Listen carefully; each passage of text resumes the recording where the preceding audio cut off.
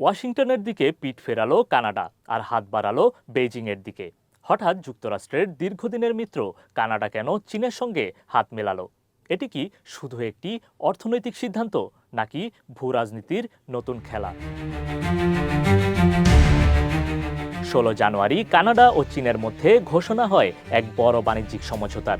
এই চুক্তির আওতায় চীনা বৈদ্যুতিক গাড়ির উপর কানাডার শুল্ক 100% থেকে নেমে আসবে মাত্র 6.1%। প্রথম বছরেই 49,000 চীনা ইলেকট্রিক গাড়ি এই সুবিধা পাবে।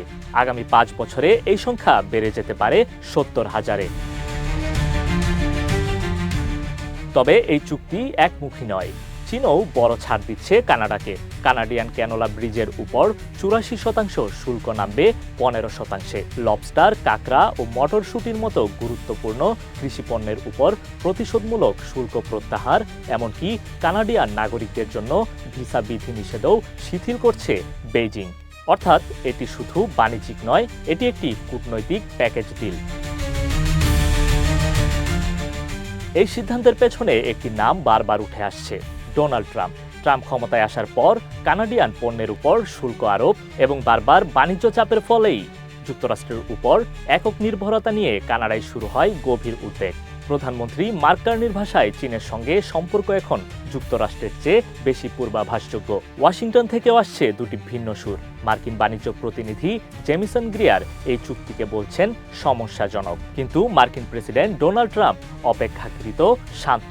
তার মন্তব্য, চীনের সঙ্গে চুক্তি করতে পারা একটি ভালো দিক। বিশ্লেষকদের মতে ট্রাম্প জানেন এই চুক্তি আসলে একটি চাপ তৈরির কৌশল মাত্র। 2016 সালের মধ্যে যুক্তরাষ্ট্রের সঙ্গে কার্যকর কোনো বাণিজ্য চুক্তি না হওয়ার আশঙ্কা থেকেই এই ঝুঁকি নিয়েছেন প্রধানমন্ত্রী মার্ক কার্নি।